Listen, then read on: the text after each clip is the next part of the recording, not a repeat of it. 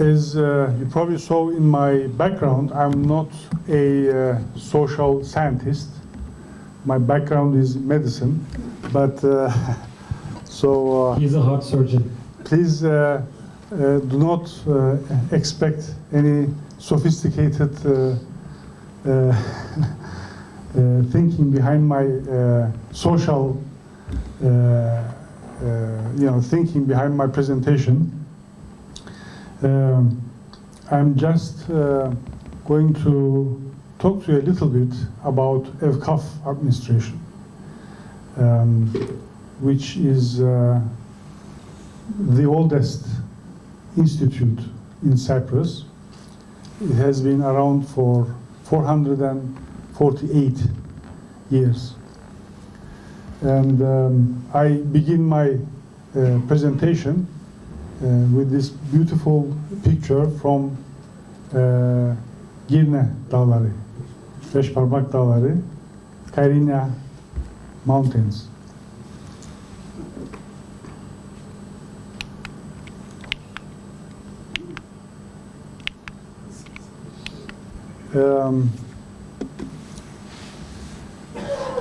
Recently we had a presentation from a professor, Bahattin Yediyıldız, from Hacettepe University,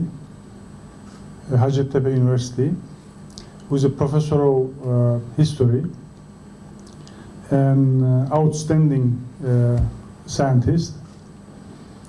And he did some research in Cyprus regarding EVKAF administration, and he basically talked about the idea of EVKAF, the idea of charity. And from that, I think we can say, I believe this is my personal opinion, that when we talk about Cyprus and the future of Cyprus, the logic of EVKAF is going to be very important. And this professor Bahattin Yediyıldız asked us during the presentation, he asked, what is where is the thinking coming from for the charity, EVKAF, Vakıf thinking in the Islamic tradition? And of course we said we don't know, and he explained. Yeah, it's kind of interesting that he also studied in Ankara and then did a PhD in France at Sorbonne University, where he admitted that he first was also introduced to Turkish Vakıf tradition in France. So we have this deficiency in our education system, where we are not really educating ourselves or our generations regarding this tradition.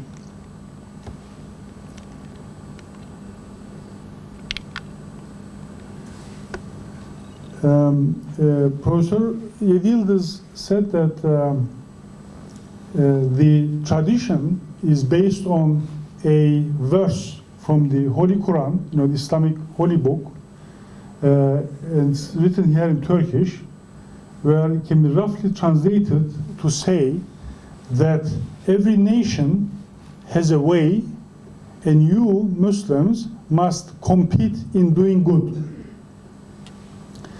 And Professor Yediyıldız mentioned that our ancestors followed this way, this advice, and they competed with each other in doing good by establishing wakfs, different charities. And he also mentioned that the Turkish philosopher Farabi developed this idea and talked about something called Erdemli Şehir, which is, I don't know what's the best translation, maybe you can help me. Erdemli, meaning a city which is virtuous city. Or it may mean that a city where maybe this idea of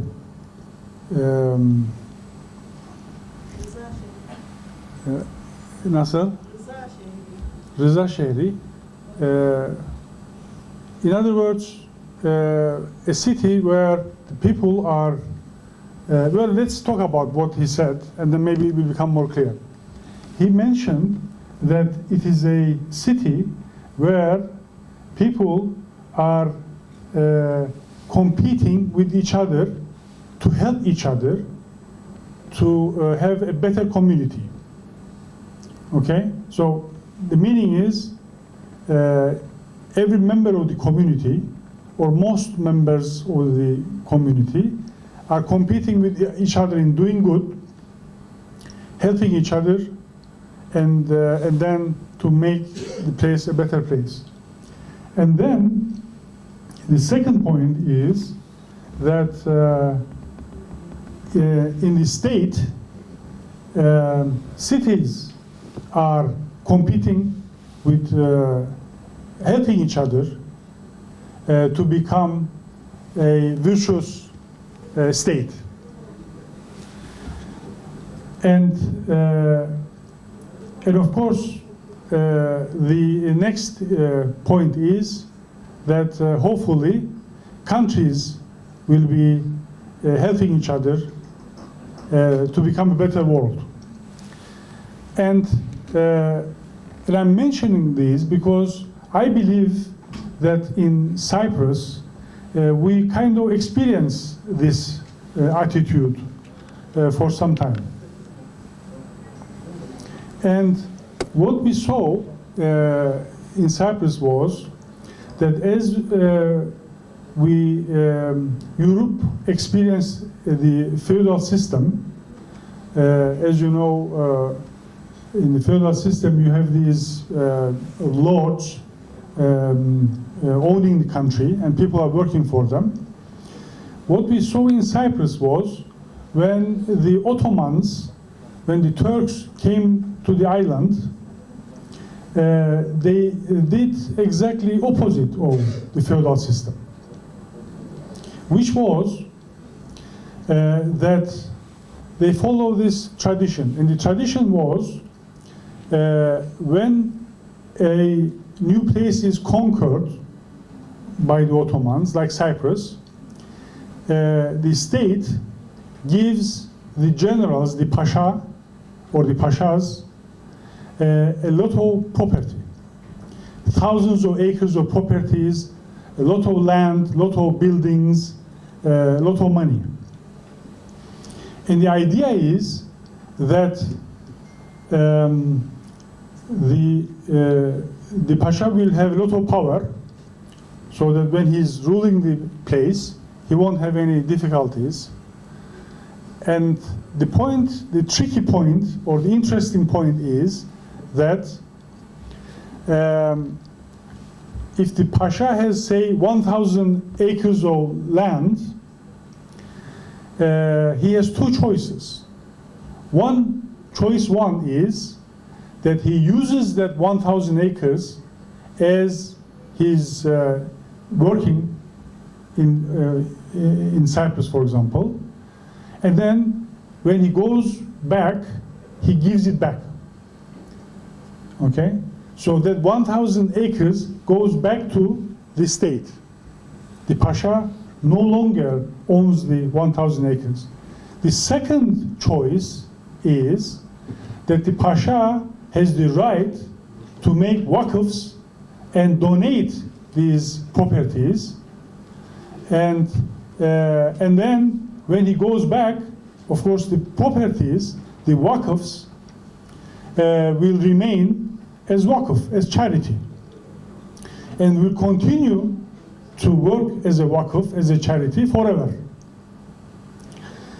And it was through this approach that about 30 to 40% of the island belongs to Evkaf, belongs to the organization that I work for.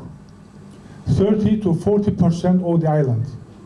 Because everyone who was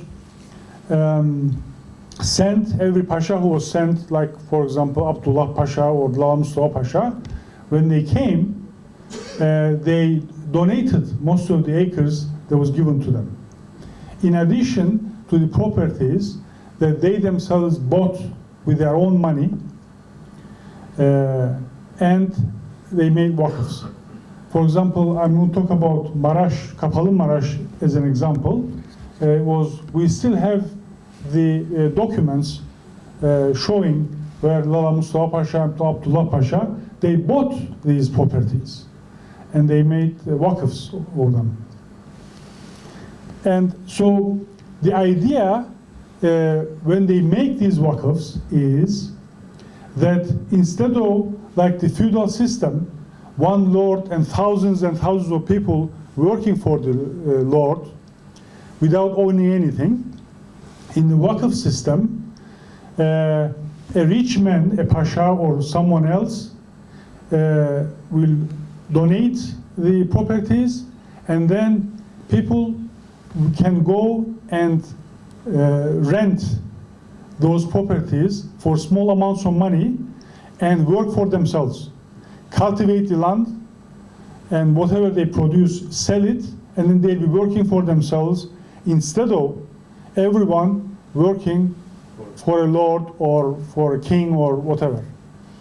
So I believe this approach was very successful, and it was practiced for about 300 years, as long as the Ottomans were here in Cyprus.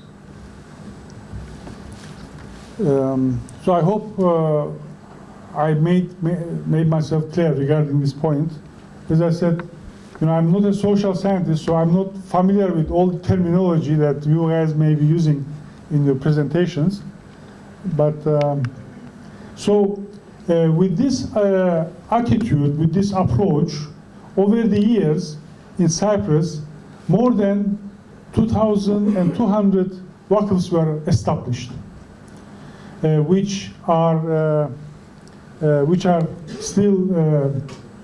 we know about, and we are trying to make them work still today. And there's an interesting point where it says that half of these waqfs were established by our grandmothers, which is a very interesting tradition. And so by establishing these waqfs, the Ottomans in Cyprus, what did they achieve? When we look around, when we go around, all around Cyprus, both in the north and in the south, we see that it's a way of, it's not a selfish attitude. It's an attitude of charity.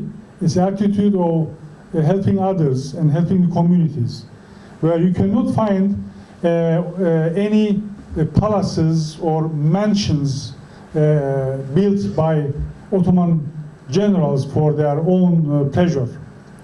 But all over the island, you may find schools, fountains, water fountains, orphanages, hospitals, or health clinics. We see almost every city in Cyprus. You see bridges, not bridges, water aqueducts, where they built these systems to bring water from mountains, from fountains to the cities. And in every city in Cyprus, we have these. And then we have mosques.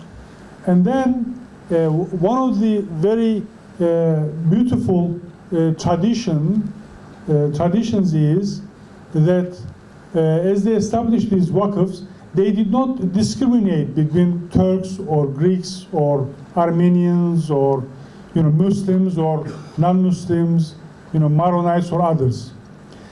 These charities were established for all. And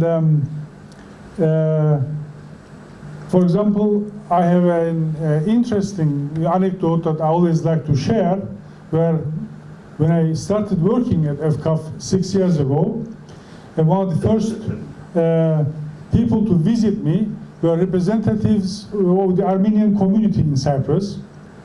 And they told me that when the Ottomans, when the Turks conquered the island, the Armenians did not have a place of worship because the Catholics did not allow them to have places of worship and worship freely. And they showed me a decree of Sultan Selim, Ferman of Sultan Selim, where it says that a certain church in Lefkoşa in Arab Ahmet would be given to the Armenians to have their own place of worship and worship freely. The freedom of religion, freedom of also teach their children according to their own faith or according to their own traditions, cultures, and you may still go and visit this place in Arab Ahmet. So therefore this traditional charities, Evkaf, that was established in Cyprus 448 years ago, is, I believe, still an example today for everyone.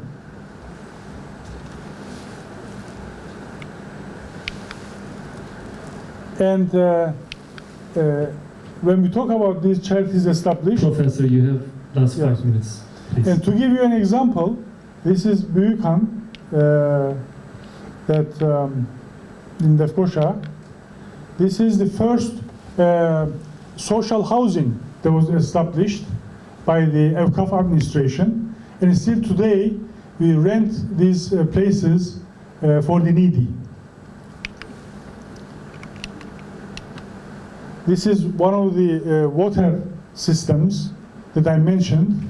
You may see that sometimes you have kilometers of these systems bringing water from mountains to everyone.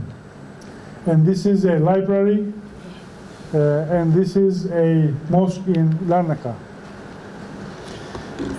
This map shows that in 1878, when the island was given to the control of the British, the number of farms that belong to FCAF all over the island. And as you can see, all over the island, we have more than 100 farms.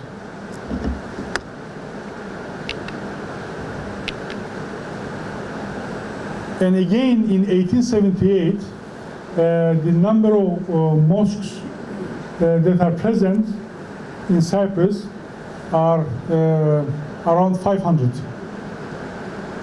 And they are everywhere. So this shows you where the Turks lived, and simply, except in the middle, here,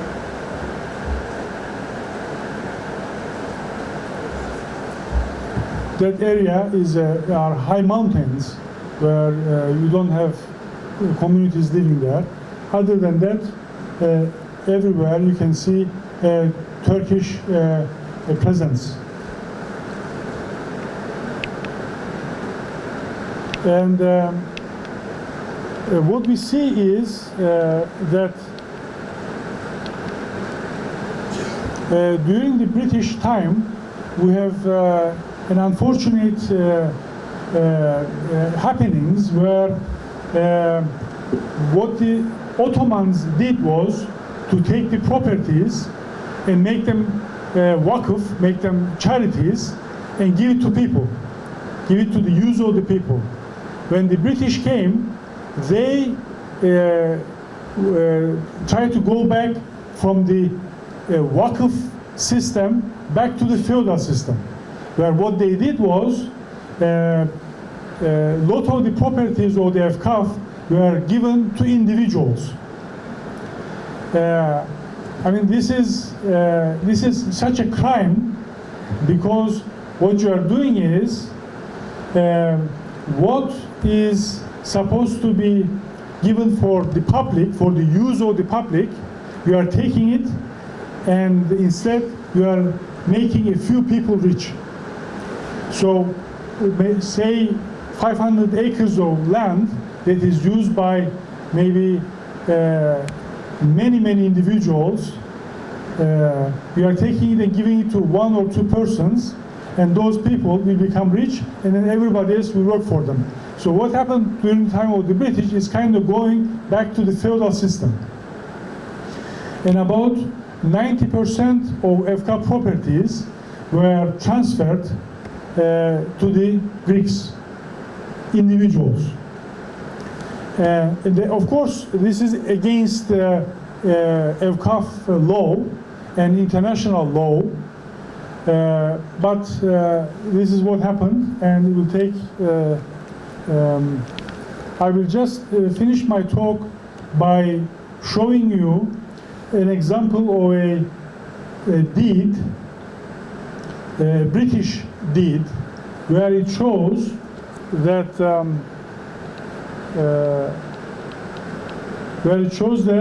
a property that belonged to FKF was illegally transferred to Greek individuals. Okay, this is a British document, and it is showing that. You may see that it says Abdullah Pasha here, belongs to Abdullah Pasha, but later illegally it says it's transferred by purchase to Takis Nicholas, again transferred by purchase to another Greek, and it continues.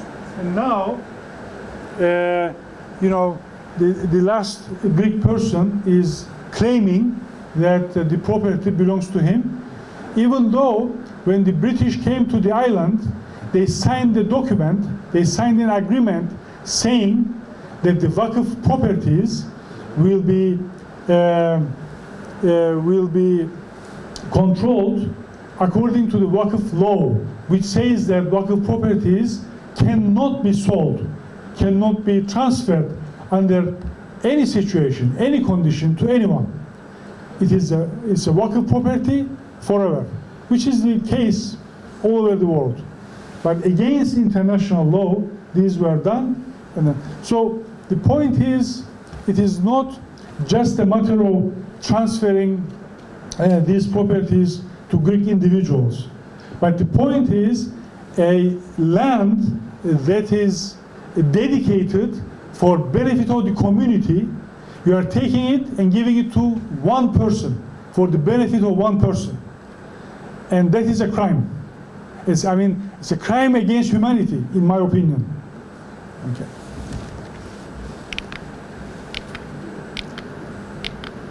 Oops.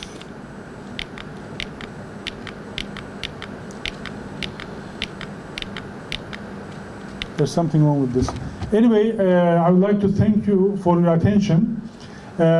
Still today, FKF administration is a very strong administration. We are the biggest landowners on the island, and our charitable activities are increasing every day. In 2018, we spent around 10 million Turkish liras for all kinds of activities, for education, educating, giving scholarships to the needy students, helping schools. We have a lot of projects for people with disabilities, for all kinds of needs or disabilities, and helping projects supporting people with disabilities. We have projects for the elderly, we have projects for animals, we have projects for the nature. So we are trying to follow in the tradition of our ancestors, the Ottomans, as what they were trying to do, and bring EFKAF back to its original aims, which is to help people, establish in the minds of our people that EFKAF belongs to people and should work for the people.